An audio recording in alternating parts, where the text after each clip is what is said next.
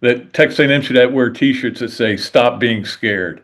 after Elko went over that, that's hilarious. But you know what? As he was saying that, all I could think about was South Carolina. The same issue is there, waiting for the other shoe to drop. When's it going to blow up in our face? We're just waiting for it. We know it's coming, and I think that's kind of the mentality that a lot of the fans have out there, and they've got a really good football team. Yeah, no doubt. Mike Elko's addressed this head on. He was at a alumni luncheon in Houston a few weeks back and talked about, hey, it's okay to get excited about what's going on.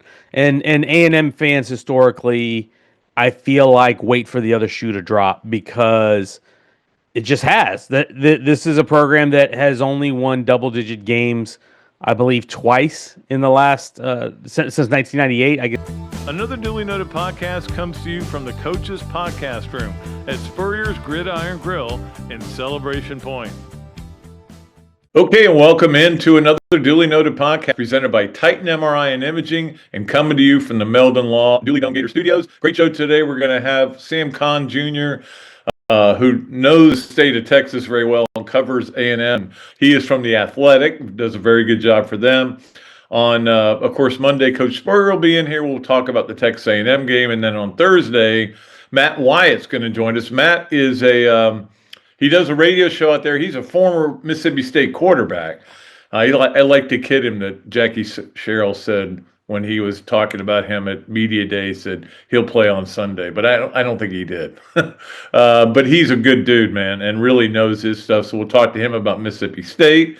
And then I'm pretty sure the following week, Danny Werfel's going to join us. That hasn't been confirmed yet. And we'll talk a little bit about the, his golf tournament and everything, but, about Florida, Georgia and what it means to him. And it'll be cool. I was thinking about this the other day, how you think about this. There's a guy out there with a statue, right? Daniel Werfel. He has a statue. He was benched 3 times in his career, maybe 4. I'd have to go back and look. I know that he was benched. I'll ask him about this. He was benched twice during the Kentucky game that Florida, he eventually threw the winning pass. I think he got benched because he threw an interception. They brought Terry Dean in. He threw an interception. They brought Danny back. He threw an interception. They threw 7 in the game. Anyway, even if it was only once.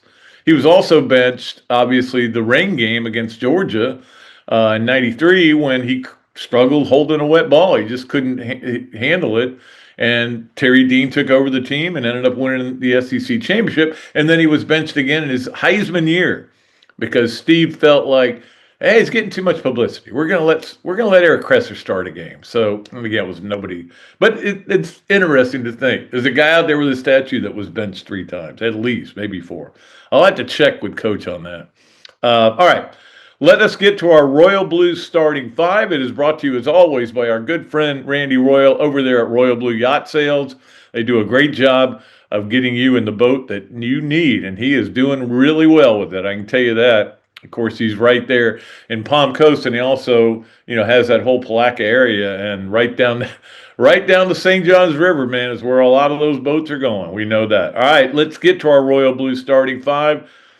And that number one thing would be this, that I cannot believe that no matter how many times I say this over and over again, it still happens. I always say, don't rush the season. And then it gets here, and look what we're in. After this game, we're halfway through the college football season. What? It just started a week ago, didn't it? I mean, it is amazing how fast it goes by. But look, nobody thought Florida would be 2-3 at this point. I will say this though. I think you knew the potential was there for 2-3. You didn't think LSU, at Miami, Texas at home, the number 1 team in the country, which is what they were when the season started.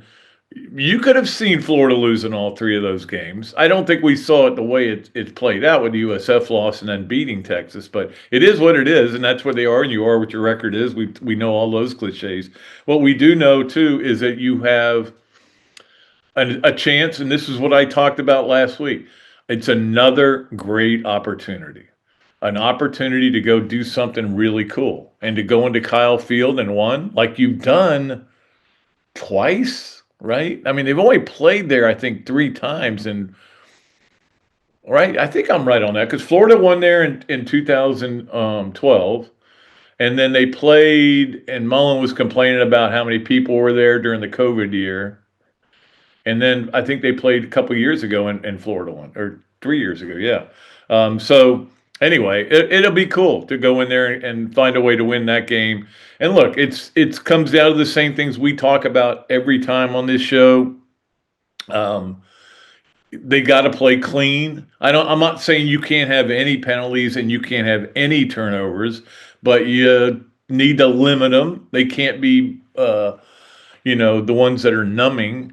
You have to have explosive plays and you have to limit explosive plays. It's a very simple formula. And you have to control the line of scrimmage, which is going to be very hard against this team. This is a very good team.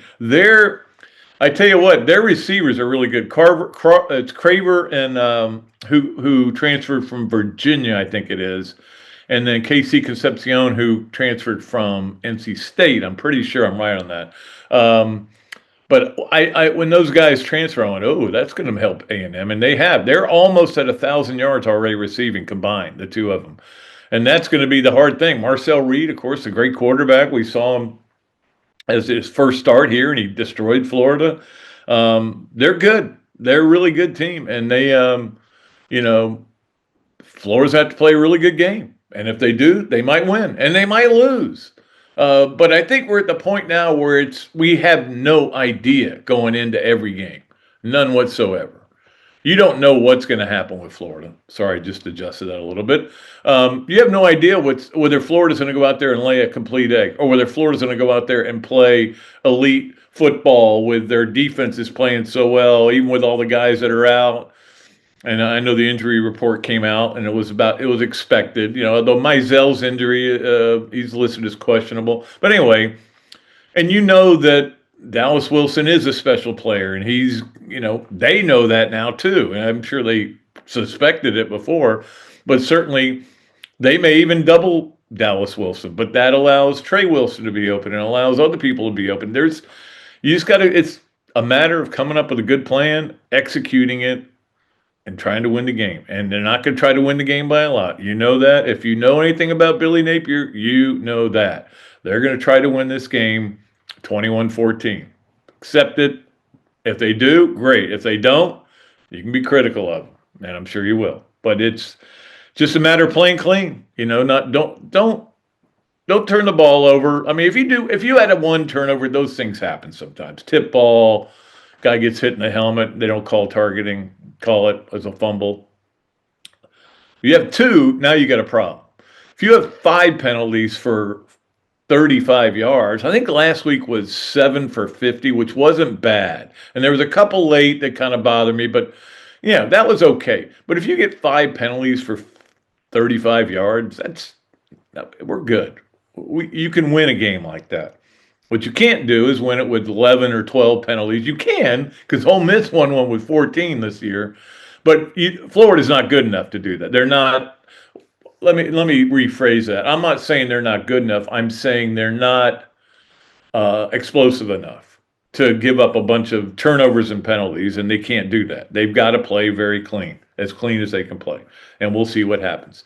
Let's get to number 2 on our Royal Blue starting 5, which is that I feel like this game is a real turning point for DJ Lagway. Now, which way he turns, I don't know.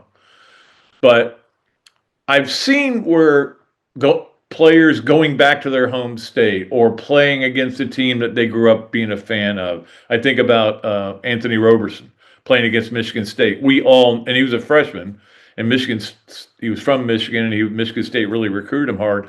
And that game, it was down to St. Pete. He had an advantage there, or Tampa, and it was in Tampa. And he was awful. I think he was 0 for 5 in the game. And we saw that coming. We knew that was going to come. And that's what you worry about with Lagway. I mean, obviously, his family's going to be there. And his family's at every game, but there are going to be other people there. And I'm sure he's had ticket requests and everything. You don't know how a guy's going to respond to that. Or it could be he comes out and he goes, hey, good to be home. Let me show these guys what I've got. Let me show them what I've got. we hope that Lagway's last week was kind of a turning point. I thought he was good, not great. I thought he was good. It was good enough to win. That's the bottom line. And I'll take good enough to win every time. I'd love to see great before we're done here, though, and we'll see if we do get to see great. But look, being at Kyle Field there, remember the story that I asked Trask that question if he was named Kyle after Kyle Field, and I was joking. I was hoping he would laugh at it. He goes, "Well, I actually am." That was weird. Anyway, he's at Kyle Field, and of course that's it in the background there. And we'll see what happens if he's able to do that. If he's able to put together another really good game and hit their receivers. Because look, this thing could. I said this last week that this thing could end up being a shootout. And it really kind of was. I mean, what was it, 29-21? That's 50 points. It hit the over, I can tell you that. So we'll just see how DJ Lagway does. And I think we're at the point now too where we're just going to sit back and watch it and see it and let it wash over us instead of, questioning every move and every decision he makes and what his body language is. He's the quarterback. We all know that. Let's see what happens. All right, let's get to number 3 on our Royal Blue starting 5, and that is things that matter and things that don't matter. Now, things that don't matter is that Texas A&M is going to wear throwback uniforms for this game. You know how I feel about throwback uniforms, and I don't like them that much. I didn't mind the little Fs on the helmets for Florida. Those were good, and the white helmets, that was good. But it really has nothing to do with the game. We all know that. Their throwbacks are maroon, which to me I think maroon is the most awful color and if you could have for a team. I know Mississippi State has it, so they're going back to back against maroon. FSU's garnet, right? But yeah, just that whole color has never done much for me. I don't know why. Anyway, that's not the point. The point is they are going to wear throwbacks for this game. That's a big game. Florida coming. Now this is what we talked about last week. Florida Texas was a big game, even though Florida was 1-3. Florida Texas A&M is a big game, even though Florida's under 500. Okay, but the point is, the fact that they're going to wear throwbacks doesn't mean anything. What does mean something is Billy Napier's inability to win road games, because at this point they're 4-11 in true road games during his tenure, and that's not good. Obviously 0-2 this year. You got to win on the road. What the famous Marv Levy statement or said to his team, he goes, "Look, you know why Hitler lost World War II? He couldn't win on the road." And that is the way. You got to win some road games. I'm not saying you got to win them all, but you got to win some. If you can't win on the road, you're guaranteed X number of losses. I think this year it would be 5, guaranteed. And that's if you win all your home games. But that is a stat that does matter. The other stats really don't, because both teams have played different kind of foes. Florida's played Miami, LSU, Texas. They played Notre Dame, Auburn, who I still think Auburn's very good, and then Mississippi State. So we'll see. We'll see how it all works out. But that's a stat. That's something that means something and something that doesn't. All right, let's get to number 4 in our Royal Blue starting 5, and that is, I have heard from all of you. Okay, I appreciate all of you very much for correcting me on my interpretation of the rule last week in the game, and I talked about it on Monday on the podcast, and I was wrong. And I was wrong because the announcers were dead wrong. Louis Riddick and Bob Wischusen, they were trying to say 10-second runoff. What is Billy Napier doing? I don't understand this. He's got a chance here to get a 10-second runoff. Why is he stopping the clock? I thought the same thing. I did not know the rule. I know the rule now. You have all explained it to me, and I appreciate it. Don't think I don't like getting those things. When I'm wrong, I want to know that I'm wrong, and then I'll correct it. That has always been the policy of me as a newspaper guy, and now me as a podcaster. And if I'm wrong, I will correct the mistake. But I was wrong about that one. I did not know that rule, and I know it now. If it ever happens again, I'll be all on board. But I will say that the announcers threw me off there, and I thought they knew the rule. Clearly, they didn't either. But it was kind of funny to get all these emails from different people. But it's just good. It's I love it that you're listening, and I love that you're correcting me, and correct me if I make another mistake, and I probably will. In fact, no, I definitely will. Hopefully not this week though. We're going to try not to. But it was interesting, and hey, you learn something about college football every day. That's the beauty of it. You learn something every day.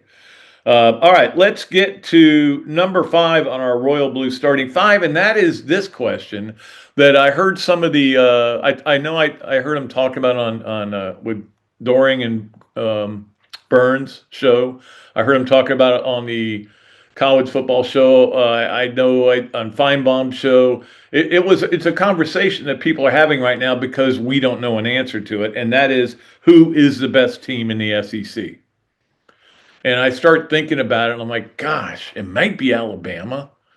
To be honest with you, I'm not going to rule out Georgia still. I know Georgia's defense has not lived up to what they thought it would be, but I'm not going to rule them out. Oklahoma's unbeaten. Texas A&M's unbeaten. I mean, it is up for grabs right now, to be honest with you. I was thinking about this, though, too. The preseason number 1 team in the country was Texas. They are playing, obviously, Oklahoma this weekend. I think Oklahoma's going to be pretty good against them. And Mateer's supposed to be maybe going to play. And that may be a mistake. It may be better just to not play him and give him another week. So, I mean, that's Venables' call, and he's got to do whatever he wants to do. But they'll be 3-3 if they lose that game. Texas will be. Think about that. That is just amazing. An unranked Texas, unranked Penn State. It's a weird world we live in. But it's fun. That's why we love college football. And we do love it. There's no question about that. We love watching our college football and listening to it and everything. And we'll be all in this week. We'll give you our swamp games of the weekend. Later on in the show, we'll also get to a interesting this, that, and the other. And Adam's Ribco Gator of the weekend, Hesser and Kipke. All that stuff is coming up. I got a really good Gallo Car Wash sponge of the week, too. All that stuff is coming up. But first, we got to take a break and come back with Sam Kahn Jr., who covers for The Athletic the entire state of Texas. Like I said earlier, he'll be at Oklahoma, Texas, but he also knows a lot about Texas A&M. We'll have him on when we come back. This is another duly noted podcast presented by Titan MRI and Imaging, coming to you from the Meldon Law Gator Studios. At Royal Blue, we use such tools as AI, bulk email marketing, trade shows, Google search advertising, and multiple websites. We take a much more proactive approach to getting your boat sold in a timely manner. With our extensive client list and broker-dealer network, we can track down vessels that might be perfect for you and your family, that may not even be listed for sale yet, giving you the right of first refusal. We have spent the last 15 years in boat sales, observing and listening to our clients. In response to our findings, we have constructed a custom yacht brokerage that strives to fit their needs and not ours. Call us today to schedule a consultation to see what Royal Blue can do to solve all of your boating needs. Call Randy at 850-974-1294. Coach, you know what always impressed me? How you beat Florida State to win the 1996 national championship. And I was really impressed with your 06, 08, and 09 Gator teams. And the way you coached Danny to the Heisman Trophy. A lot like what you did with Tim Tebow. You know, you won more SEC championships than you lost home games at the Swamp. And you had plenty of super games in front of our Gator Nation. Yeah, there really is something special about the Swamp. I guess that's why we say about the Swamp, only the Gators get out alive. To the Swamp and the Gators, with the best beverage served at Spur's Gridiron Grill. 100% agave, Los Landeros tequila. Aged in bourbon barrels for a smoother taste. I think you mean Head Beer Coach 1966 lager, a crisp, light, bodied lager for easy drinking. Nope. Los Landeros tequila, smooth enough to drink neat, bold enough to elevate a cocktail. 1966 lager, enjoyed on game days in the fall or whenever you need a winning cold brew. Los Landeros Tequila. 1966 lager. Los Landeros. 1966 lager. Y'all stop bickering. Okay, you're both wrong anyway. The best thing Spurrier's Gridiron Grill offers are Jerry's famous chocolate chip cookies.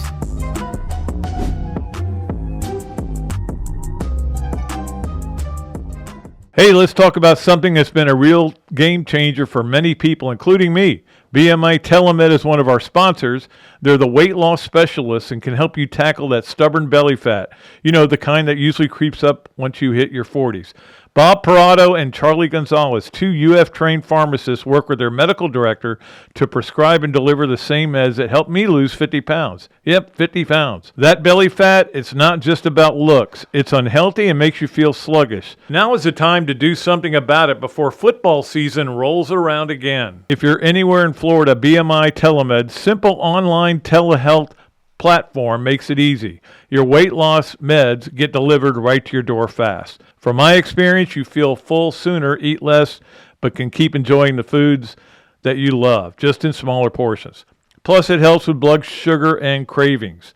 Do yourself a favor, head to bmitelemed.com to set up a free private consultation. No obligations, no contracts. These Gators know their stuff. You'll look better, feel better, and be healthier. Visit bmitelemed.com today. Great food, great atmosphere, a diverse menu, everything made from scratch, plenty of space, and locally owned. These are all the characteristics of a great restaurant, and you can find each and every one of them right here in Gainesville at Ballyhoo Grill. Ballyhoo Grill prepares all of their food fresh every day, from their salad dressing to their award-winning soups. Bring your family and enjoy dinner under the Tim Trebo Tiki Hut while listening to live music. Or if you're running low on time to eat out, they also deliver through Uber Eats, Bite Squad, and Postmates. A Gainesville staple that's been open for over 30 years. Check out Ballyhoo Grill on Facebook or at ballyhoogrill.com. Okay, and welcome back to another duly noted podcast presented by Titan MRI and Imaging, coming to you as always from the Meldon Law Dooley Dome Gator Studios. It's a great pleasure to bring on my friend Sam Kahn Jr.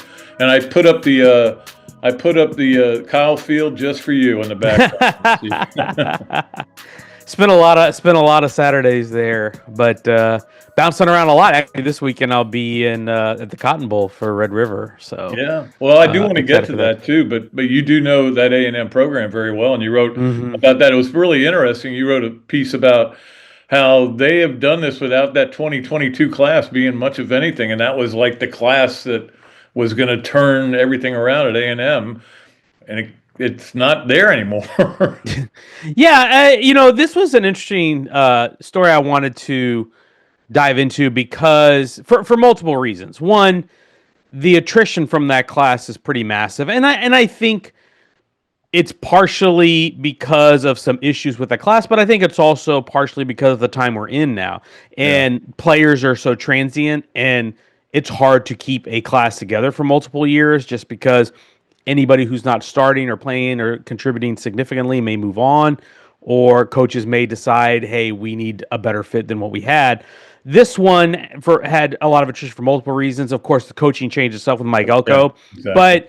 but my reason for diving into this now was look at Texas A&M. They're 5-0. They're in the top 5.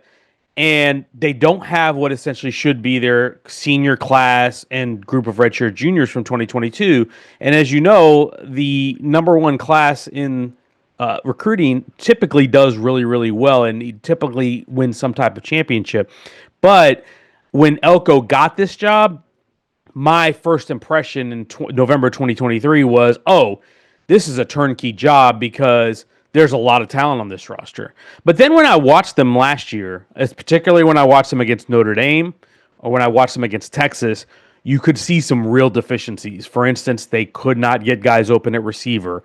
And why is that? Evan Stewart is at Oregon. Chris Marshall was in junior college and now at Boise State. A lot of the guys who would have some big impacts were not on campus anymore. Then I started to dig into it and I realized man, Mike Elko inherited a roster that did not have as much talent as we all thought it did when he got there. So what I wanted to do is I sat with their general manager, Derek Miller. He was gracious enough to kind of take me through how do you rebuild a roster when you don't have anybody from a recruiting class. They've only got 6 of the 30 guys they signed in that class that are still on campus right now. So to me, that was why I wanted to explore it. And it's fascinating because they have done a really good job. And I talked about receiver, Casey Concepcion, Mario Craver have been really big impact guys for them. And they've done a great job of reloading that roster and have turned it into a contender in a hurry. When Casey Concepcion went there, I went, they play Florida this year. That's not good. I love that guy. I think he's a great player. But I also, I think that they ought to have a T-shirt that says that Texas A&M should wear T-shirts that say "Stop being scared." after Elko went over, that's hilarious. But you know what? As he was saying that, all I could think about was South Carolina. The same issue is there, waiting for the other shoe to drop. When's it going to blow up in our face? We're just waiting for it. We know it's coming, and I think that's kind of the mentality that a lot of the fans have out there, and they've got a really good football team. Yeah, no doubt. Mike Elko's addressed this head on. He was at a alumni luncheon in Houston a few weeks back and talked about, hey, it's okay to get excited about what's going on. And A&M fans historically, I feel like, wait for the other shoe to drop because it just has. This is a program that has only won double-digit games, I believe, twice in the last since 1998. I guess 1998 they won the conference Big 12 title, but then since then I think they've won 9 or more games only 6 times in the last 27 years. They've won double-digit games, I believe, twice in that span, and they really have not sustained greatness over time. And so I think fans are really reluctant. You saw the Kevin Sumlin era. 2014, 2015, 2016, they start 5-0, 5-0, 6-0. And I remember even in 2016, they started 6-0, and they think they were 7-1 in the first batch of playoff rankings in the first week of November. And Trevor Knight gets hurt. He's out for the next few weeks, and then they go 1-3 in November and end up falling out of the playoff race. And there's so many instances like that I think there's a lot of anxiety amongst A&M fans. But I think Mike Elko's trying to change that. And you look at the way this team has won the last few weeks. They won against Notre Dame with a really good offensive performance. They won against Auburn and Mississippi State with really good defensive performances. If they can put it together in one single game, I think this is a really dangerous team. But overall, I think it's a talented, and honestly, I think it's fairly designated as one of the top 10 teams in the country. Yeah, and of course, we saw Marcel Reed got his first start against Florida last year, and we didn't know who he was, and we said, "Oh, Florida will be able to handle this," and they did not. They did not come close to it. But it's funny because I mentioned this in my column the other day where I said instead of playing Tom Petty at the end of the third quarter, they should play "Wake Me Up When September Ends" because they just can't play in September. They're not a good team. But obviously, if I'm sure you watched the Texas game, and that looked like the team we thought they were going to be. And so I'm sure that Mike Elko's looking at that going up. They may have woken up a little bit. Yeah, no doubt. I mean, you look at the defensive front and the way they played and the way they got after Texas. That's something that if you're Texas A&M, you've got to be ready for.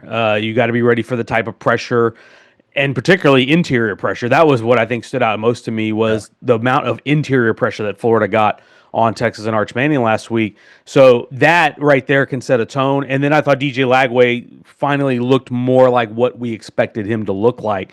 And getting the running game going, I think, was huge too. And I think that was a little bit undersold.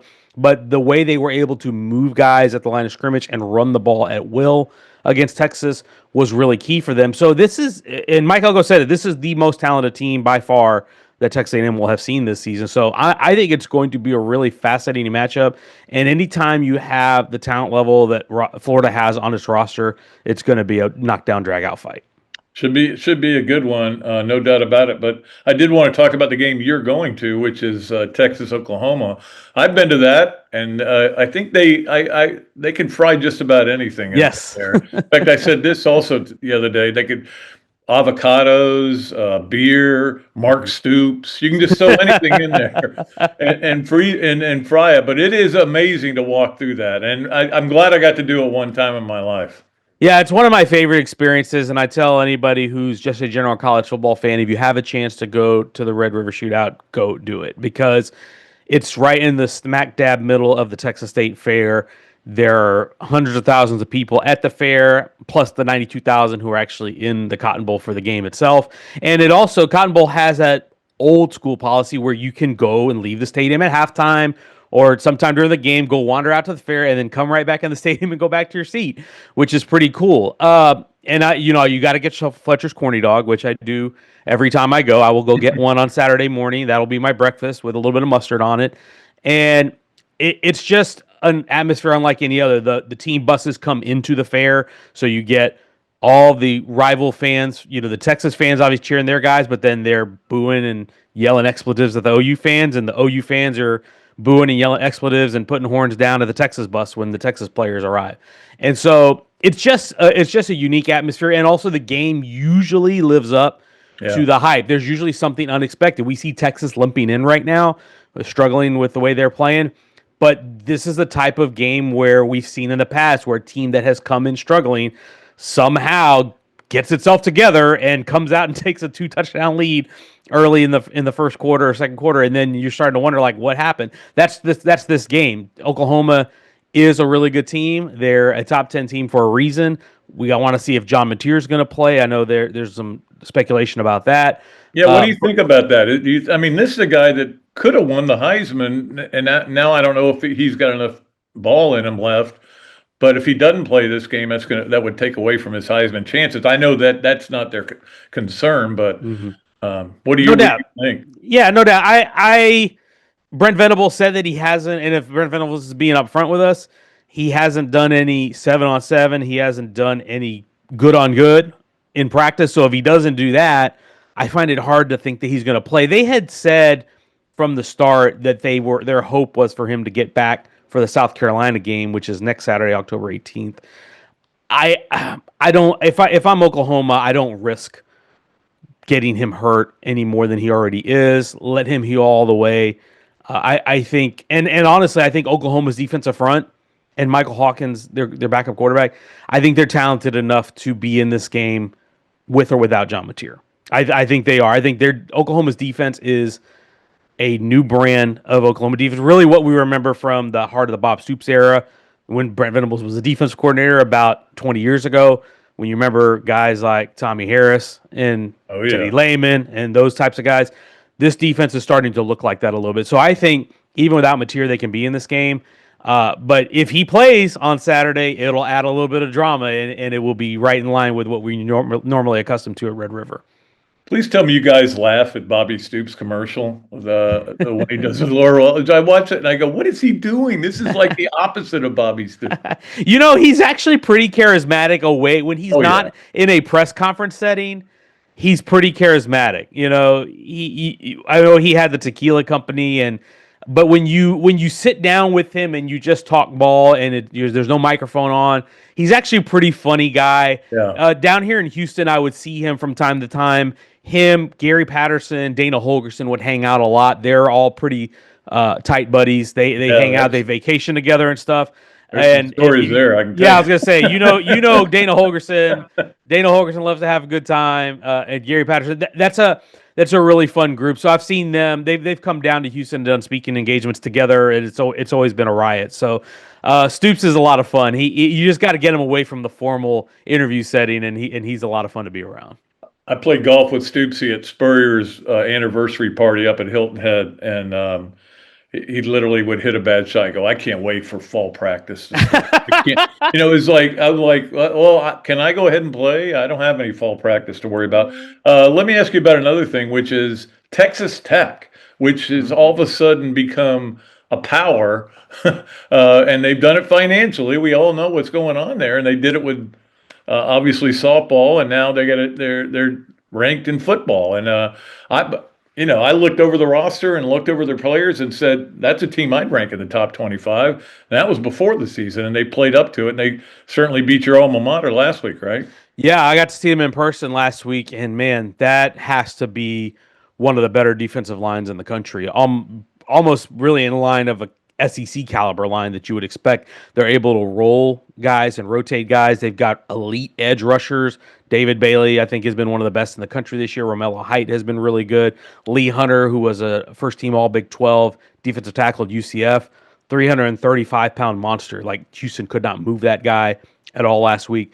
So this is a team that's built on defense. We're used to Texas Tech historically being an offensive football team.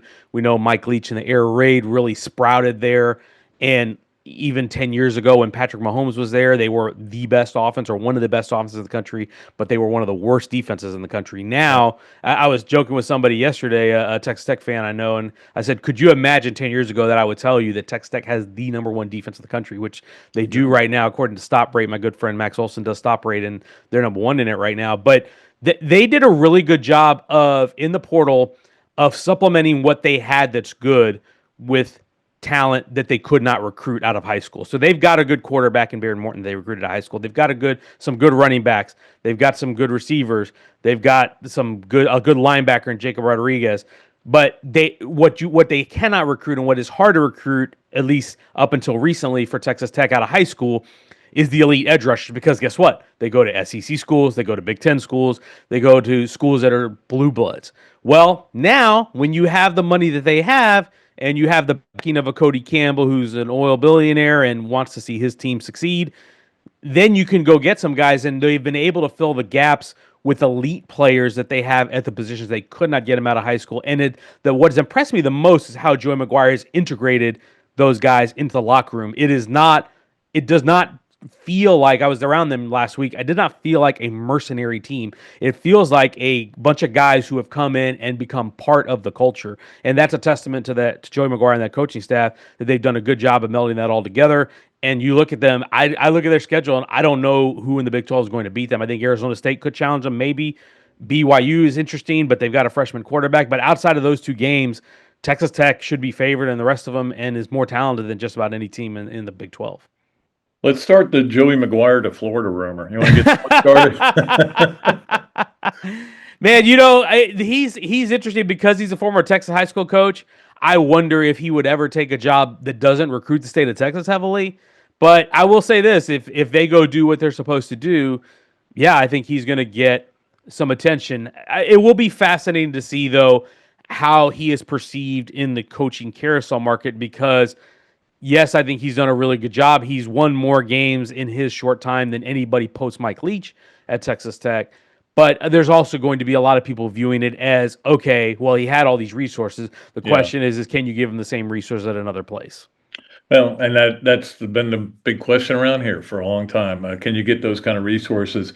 Sam Kahn Jr. coming to us on the Big Mills Cheesesteak Zoom line, which we always love, and you always love our little game. Yes, no, where, maybe, that we play with our guests. And of course, it is brought to you by Big Mills Cheesesteak. Street dining done the right way.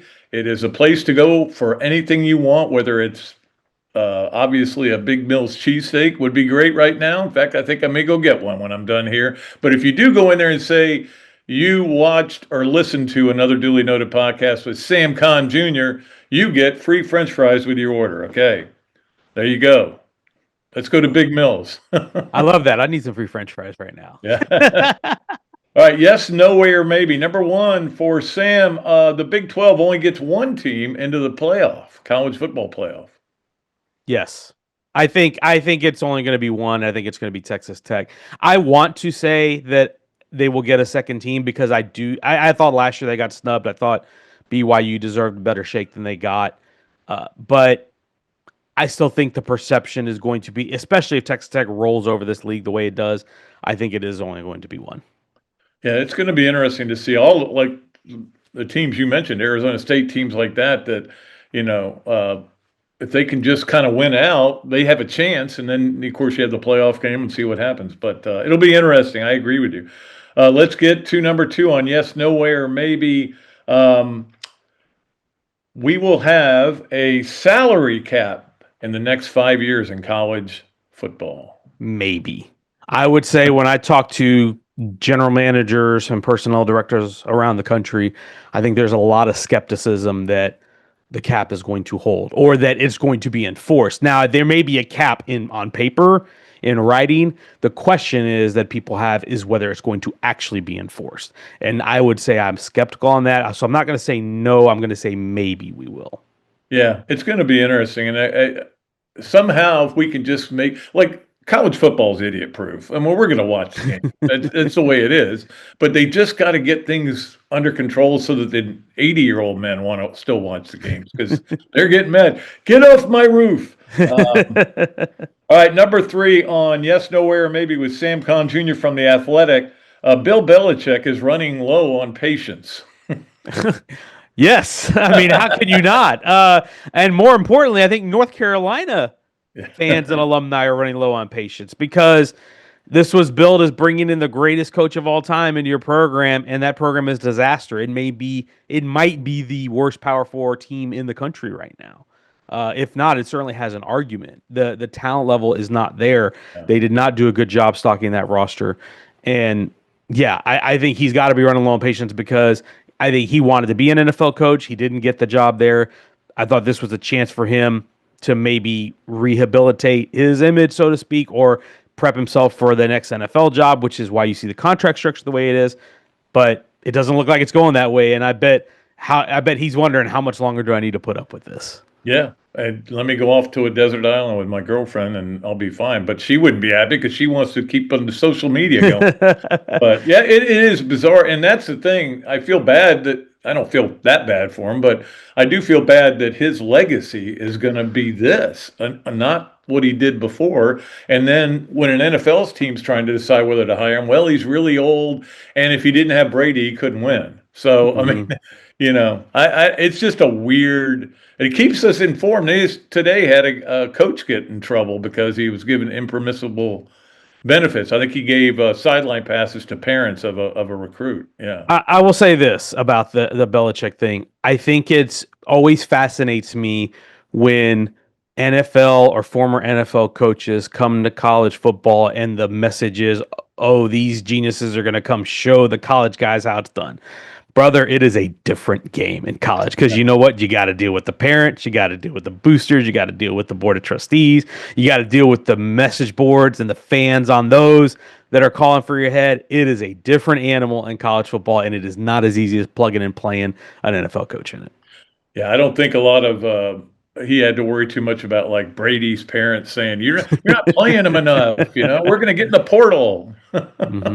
And then agents now, and now we got the agents on this side. You had that's one thing you should be good at. You should be good at dealing with agents from the NFL side, but now you got to deal with them from the college side too. It's bizarre. Sam, as always, great stuff, man. Love reading your stuff on The Athletic, and it's really a pleasure to have you on the show again. And appreciate you, buddy. And please enjoy. I know you're going to go to the Red River rivalry, but I'm sure you'll be paying attention to Florida Texas A&M as well. That's going to be it's going to be a big week in the state of Texas. Absolutely. It's a great weekend for football. Excited for it. Thank you for having me.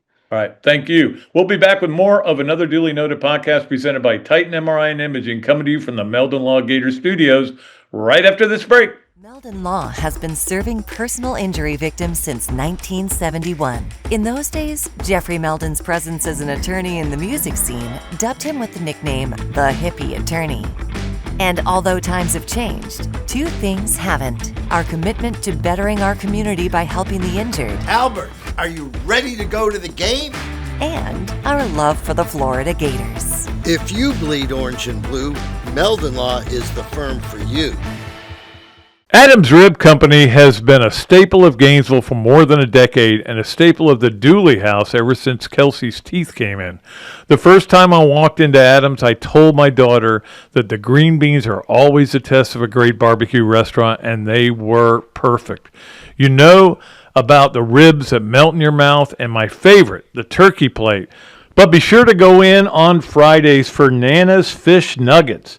They will melt in your mouth. Adams Rib Co., a Gainesville great.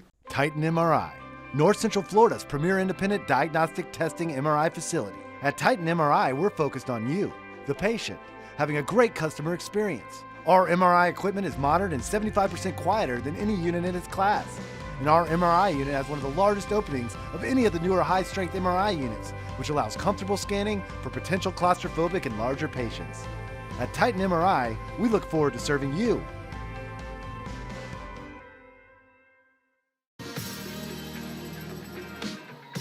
Welcome back to another Duly Noted podcast presented by Titan MRI and Imaging, coming to you from the Meldon Law Gator Studios. Appreciate Sam Kahn for coming on board.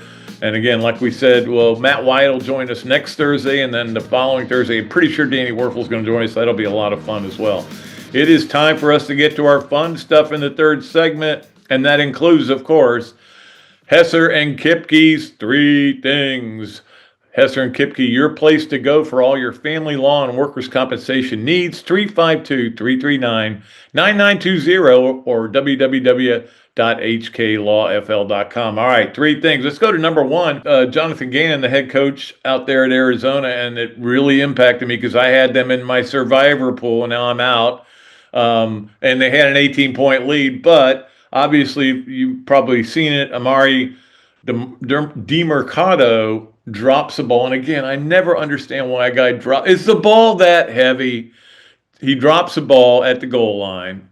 Now, I will say they've gone back and looked at video of this, and it looks like it crosses the plane, but it didn't matter. They called it as a fumble, and obviously they reviewed it, and it held up. I don't know. I didn't think it should, but the point is that Gannon hit his player, and the NFL fined him $100,000 because you just can't put hands on players. Now, I guess maybe Travis Kelce and Andy Reid better be careful because they may be the next one to get one of those penalties. But it was bizarre in so many ways. First of all, that he did that, and it ended up being a real reason why that cost him the game. This was the end of like a 70-yard run or 60-yard run, whatever it was. They ended up losing the game. Two is that why would you drop the ball anyway? And, I used to yell at Kwesi Green, not to his face, but to the TV sometimes. Well, he would drop that ball, and sometimes I don't think he got it over.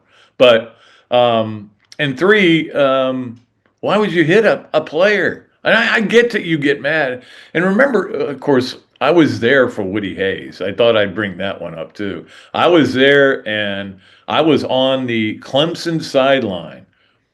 And the guy who was hit, Charlie Bauman, finally came over and ran over the sideline over by where I was standing. And I go, what happened out there? Because I didn't see.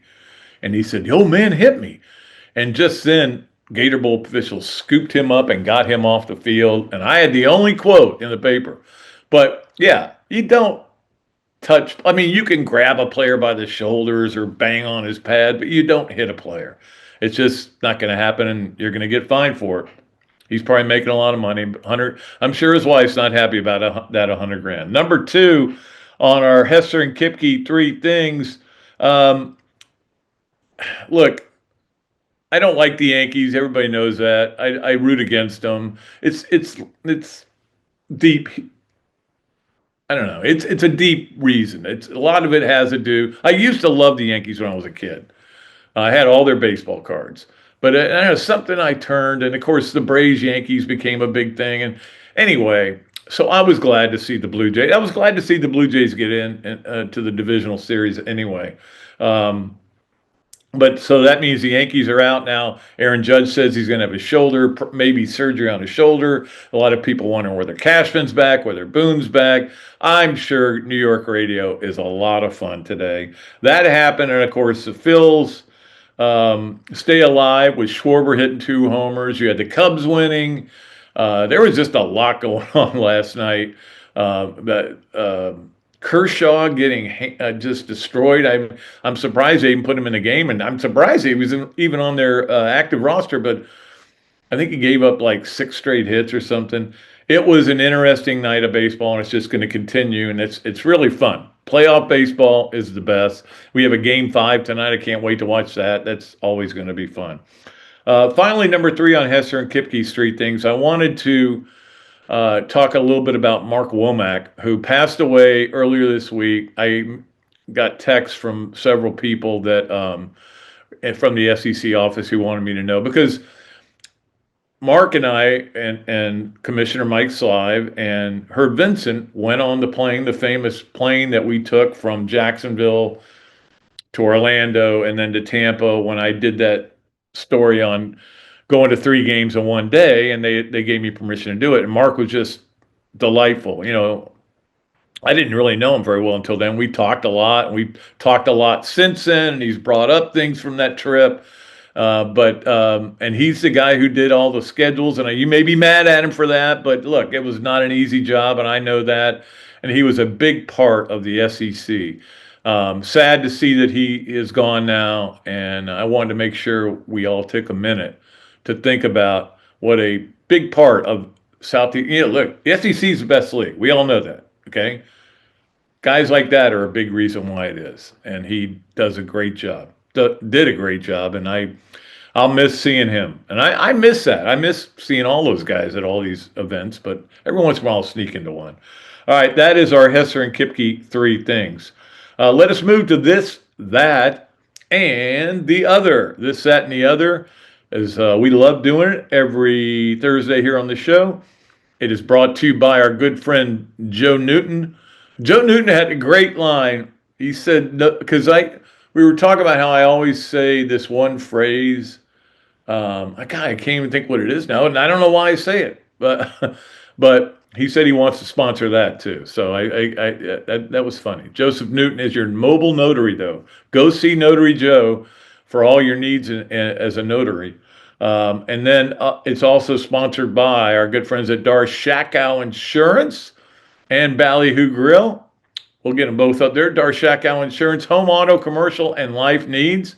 Yeah, I threw you a little loop there, Zach. I usually go the other way, but I moved it up. And then, of course, by Ballyhoo Grill. I was just there the other day. Had just a cold beer before I went in to do the radio. That's always a good icebreaker, but had a great time talking to people in there. Always love going to Ballyhoo. All right, this, that, and the other is a weird one this week. Now, this is that gambling bad, right? That was what I was told my whole life. You're not supposed to gamble on games.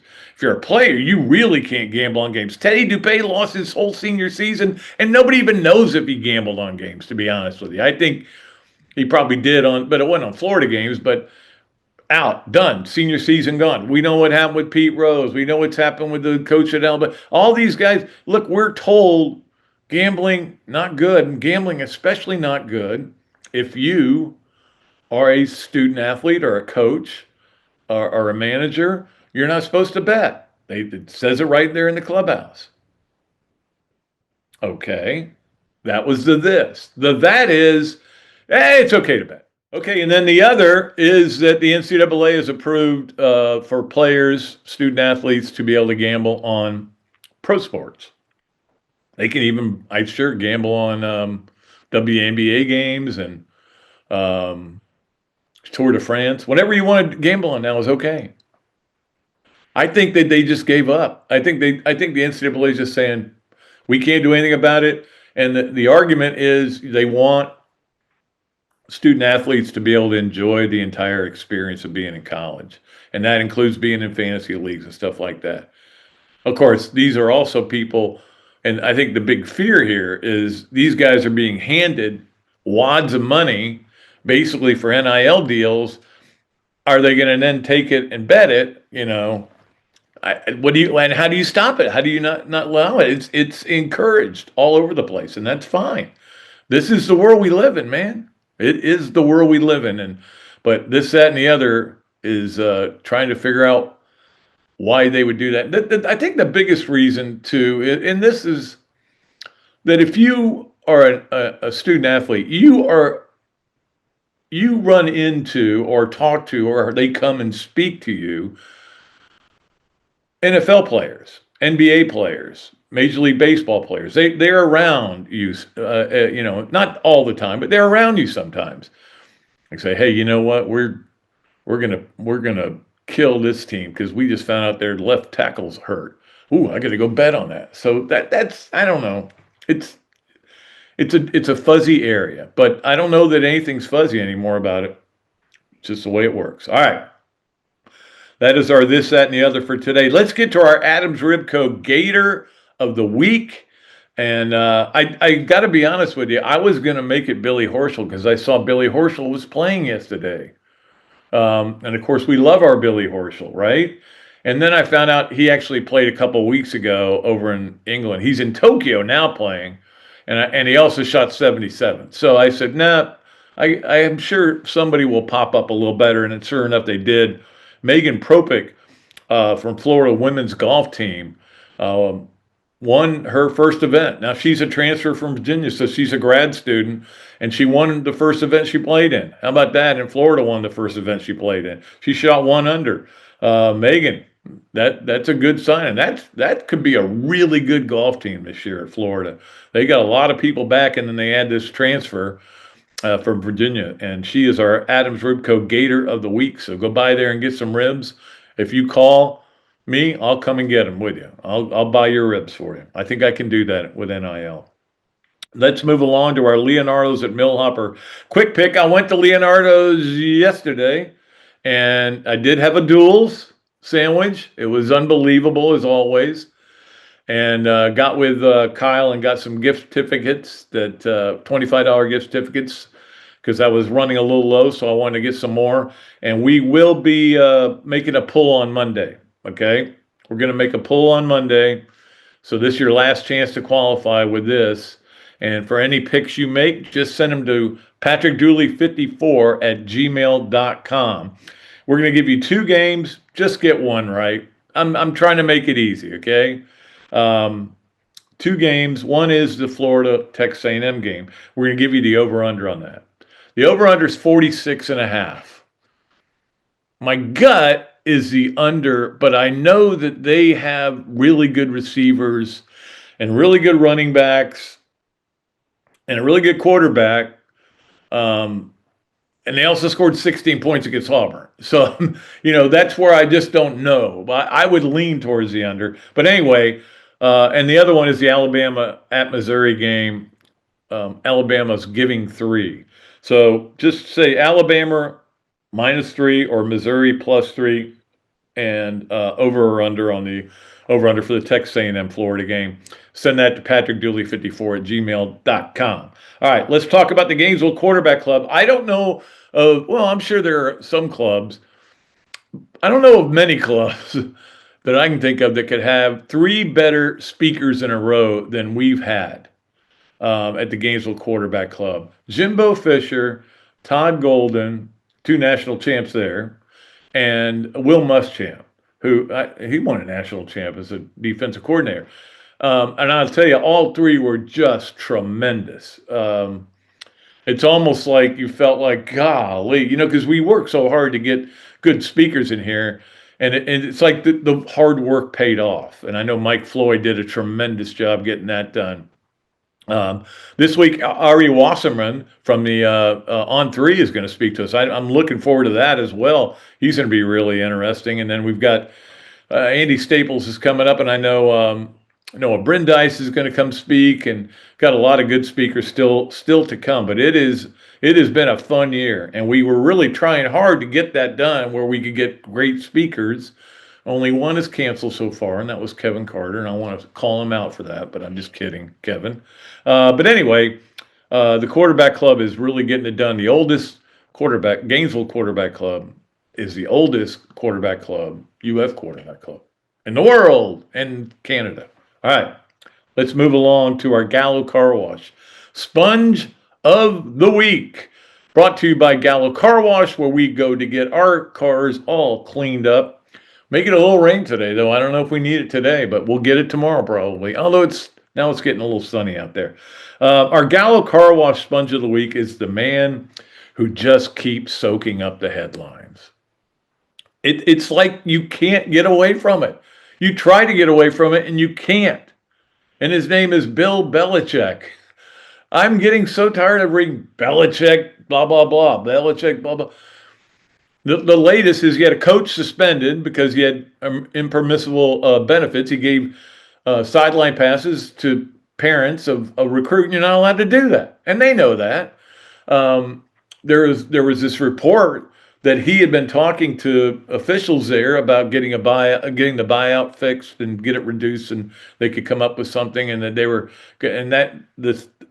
and so today the university comes out with a statement. We're in full support. Belichick says, I'm committed to this. We're going to get this done. Okay, what's going to be the story next week? I can't wait for the story next week. It is like talk show manna from heaven for a lot of people, but it is the most bizarre. The bizarre only gets more bizarre, and the longer he stays in that job, I agree with what Feinbaum said today.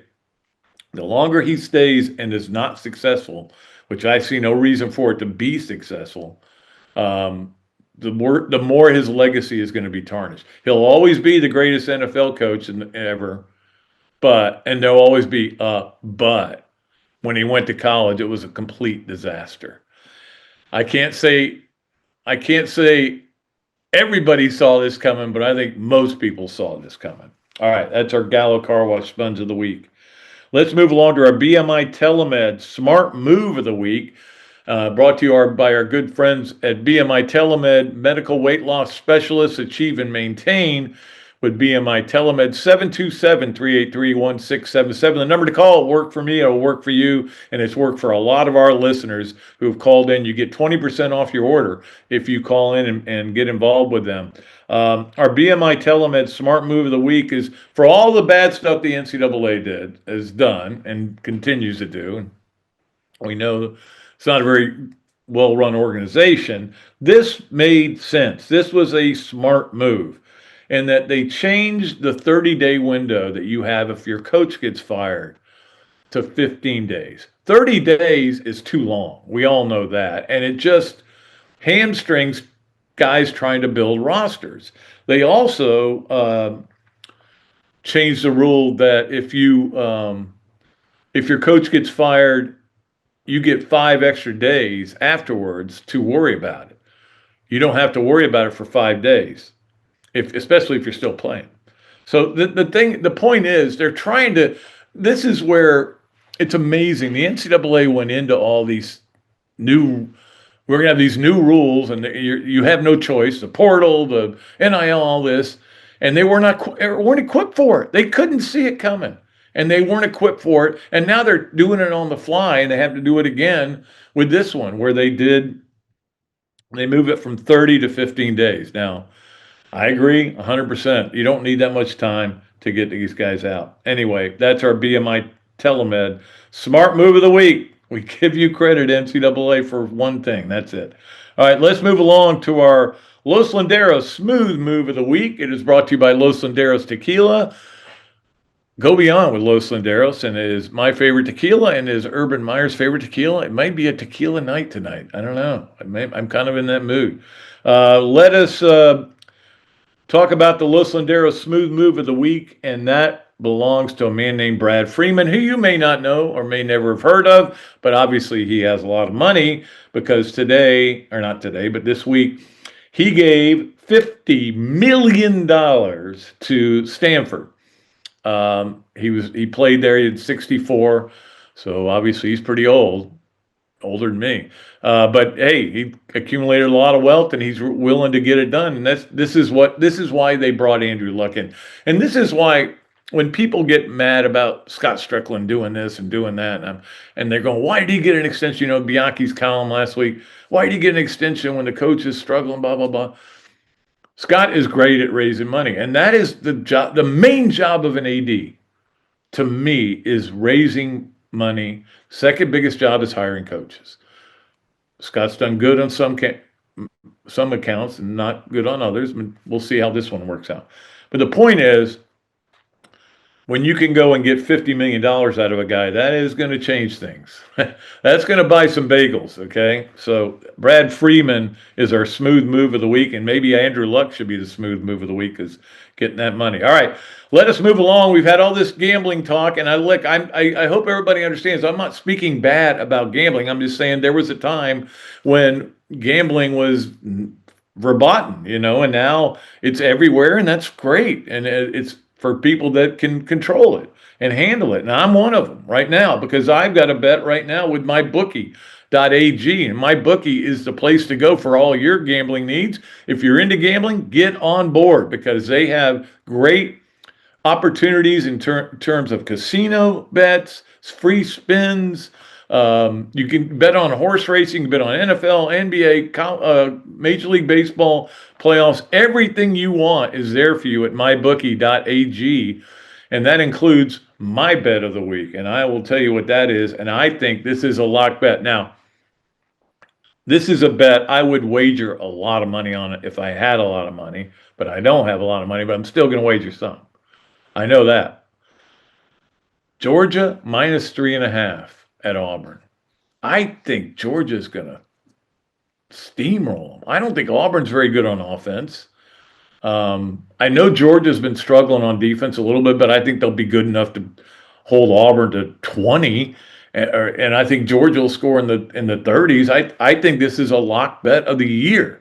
I was stunned when I saw it was that low, and I don't know if they're just like going, Georgia's kind of reeling right now. That lost to Alabama and everything. I think they make a statement in this game. So mybookie.ag is the place to go to make that bet, and I'm making it. It's down. All right, let's get to our Swamp Games of the weekend. And we've got a lot to get through. And, of course, the Swamp Restaurant will be alive this weekend with people going there to watch games. And it's been rocking all for weeks.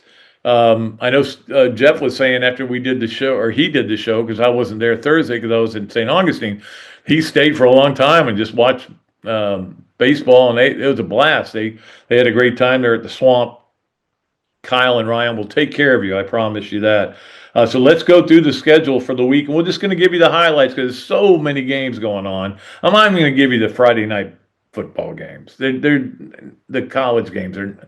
If they're on, watch them. If you feel like watching them, watch them. But if you're a South Florida fan, watch it if you feel like it. But I think there's enough going on that we don't need to. Anyway, tonight, Thursday night, Philadelphia at the Giants. That's the 8:15 game on Prime Video. I couldn't get it the other day, and I got to get Karen to come in here because there's some kind of a code that I've got to put in to get Prime Video. So that's the game on Thursday. And then the other NFL game I wanted to highlight was Seattle at Jacksonville. That is on Sunday. It's a 1:00 game on Fox. That play's going to be rocking. That could be a full stadium. Although Seattle doesn't travel the way like Chiefs fans and to sell out a stadium like that, especially in Jacksonville, you got to have other fans show up, and I don't know if they will, but it'll be an electric atmosphere, no doubt about it. Baseball, Philadelphia at the Dodgers tonight, 6:08 TBS. The Dodgers stayed alive last night. The Phillies stayed alive last night. 2 homers from Schwarber.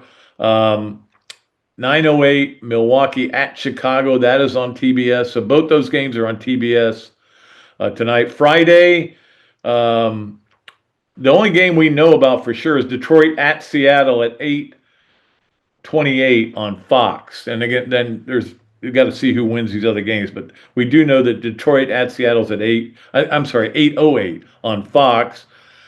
Let's get to our USF is playing North Texas tonight, or Friday night at 7:30. That game's okay to watch. I'll watch that game. North Texas scores a lot of points. All right, let's get to our noon games. We love our noon games. Ohio State, they're a 14.5-point favorite at Illinois, but it feels like people have turned this into a big game, and I don't think it is. But it's worth watching. I don't think Illinois can score enough points. That game is at noon, of course, on Fox. The game on ABC is Alabama at Missouri. You got to have 2 TVs, baby, or you got none. Alabama only a 3-point favorite at Missouri. It'll be interesting to see how that one works out. The 3:30 games that I want to pay attention to, of course, one of them is the Indiana's game, and actually Oregon is a 7.5-point favorite. The game is at Oregon, so you figure 4 points there. So it's like a 3.5-point spread, kind of. But anyway, that game's on CBS. And again, got to have 2 TVs because Oklahoma, Texas is on ABC at the same time. Texas is a 1-point favorite. I think Oklahoma's winning that game. I don't know. Maybe I'll be wrong. I'm not betting on it. I'll tell you that. I'm betting on I'm betting on my dogs. They become my dogs for a week. And the late game, 7 o'clock course, Florida at Texas A&M, 7.5-point underdogs. The Gators are. ESPN will carry that game. That'll be fun. And then South Carolina at LSU. LSU's a 9.5-point favorite. That's a 7:45 game on the SEC network. And there's all kinds of other games, but those are the highlights going forward. I appreciate everybody. I will say that is the one thing. That was the thing that Notary Joe wanted to have an advertiser. I will say all the time. I will say the show's over. Thanks to Zach for doing a great job. Thanks to Sam Kahn for coming on. Appreciate him. Be back with you on Monday with the head ball coach. Until then, I am Pat Dooley. I am deep, I am way back, and I am out of here.